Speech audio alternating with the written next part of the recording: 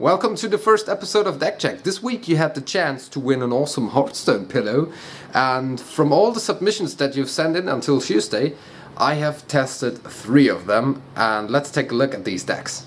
This week's craziest submissions have been Eric's Murloc Jade Evovle Shaman, Jonas's Malygos Mage, and Heroic's Elemental Marsh Queen Hunter. So I started off with the Shaman, and I was quite surprised to even find myself winning on rank 5 with that. So that definitely is a strong deck, but how does it work?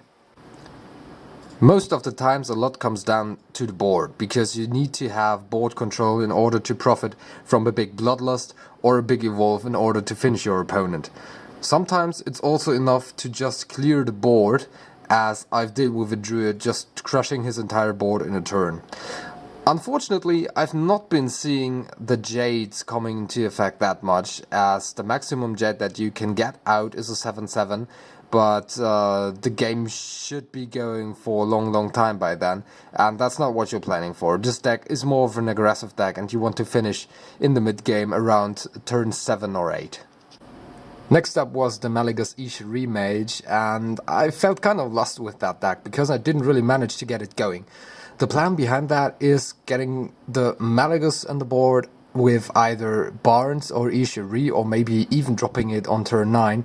But without the clear of the Doomsayers, I wasn't able to really get the board ready for Malygos or Ishiri. So I was always struggling to stay alive until turn 8, turn 9. So there was no more time left for playing Malygos or Ishiri. And I managed to grab a few victories with it, but not too many.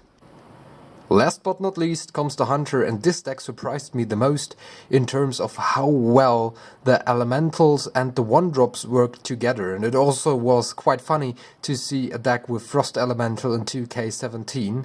Also, all the other cards, the game plan, it was all just fluently working. Even though the deck lost quite a lot and had a win percentage in casual about 50%, it was still a lot of fun to play it. So which of our 3 decks is going to be the winner of the first ever deck check, and with that, the winner of our awesome Hearthstone pillow? I have invented a little ranking system for this, and this ranking system consists out of 5 criteria that I'm gonna explain. The first criteria is creativity. With that I mean how off meta is the idea, how difficult is it to really get that idea, is it something that you've never seen before, and you can get up to 3 phases regarding that one point. The next point on my criteria list is consistency. How consistent is that deck? Does it really reach the strategy behind it? Because as we've seen with the Mage, there is a nice strategy behind it. It's a cool game plan, but that does not really work out. So it's a good deck on paper, but if it's not working in reality, that doesn't really help you. So also with consistency, I will give 3 phases in a maximum for this point.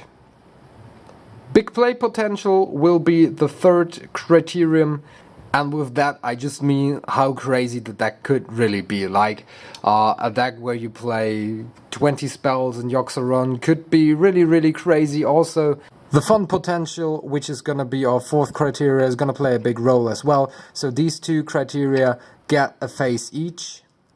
And for the last possible phase, because there are only 9 phases in Hearthstone, I have kept it a little bit open. I want to give a special point for something that is, just special about the deck, or something that comes to my mind. If the deck just went in all the testing phase like 20-0, I'm just gonna keep that point for my personal consideration.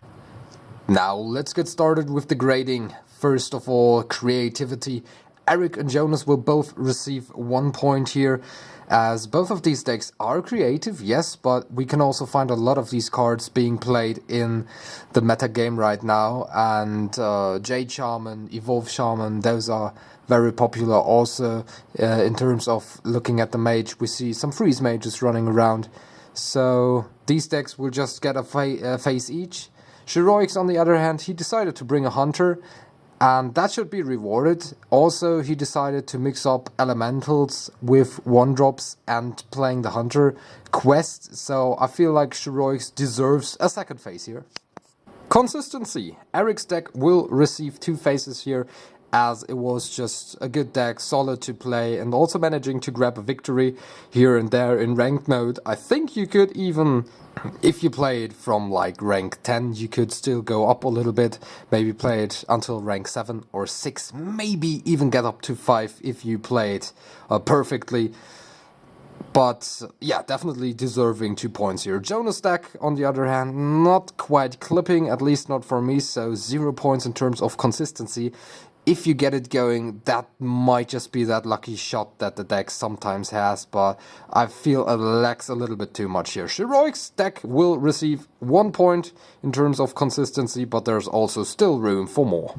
Big play potential. All these decks seem to have big play potential in my mind, as there is a big bloodlust possible here for our Murloc, Jade, Evovle, Shaman. Also with Evovle, you never know what you're gonna get out of it. You might even go for a crazy Doomsayer that helps you out.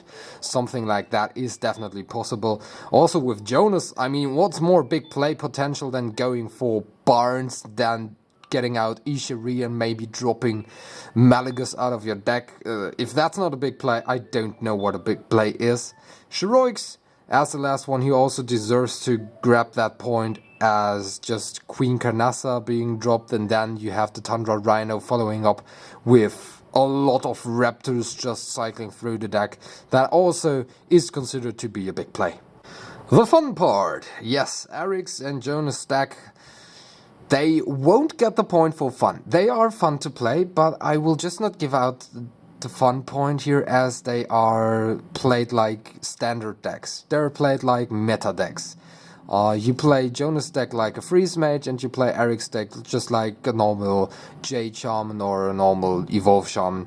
So they are not an upgrade in terms of fun. Heroics deck, on the other hand, I was so happy to play all these elementals, to play the Frost Elemental, stuff like that. And also with the Cult Master, you can draw a lot of cards in a single turn. And that's just fun enough to get the fun point.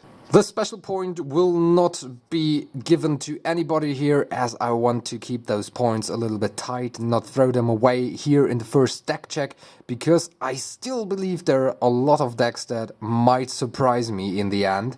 So I will keep these ones for later decks that you might submit. So that's it for today. This pillow goes to Heroics for his hunter. And don't forget to submit your deck for next week to marvin@elcgaming.com.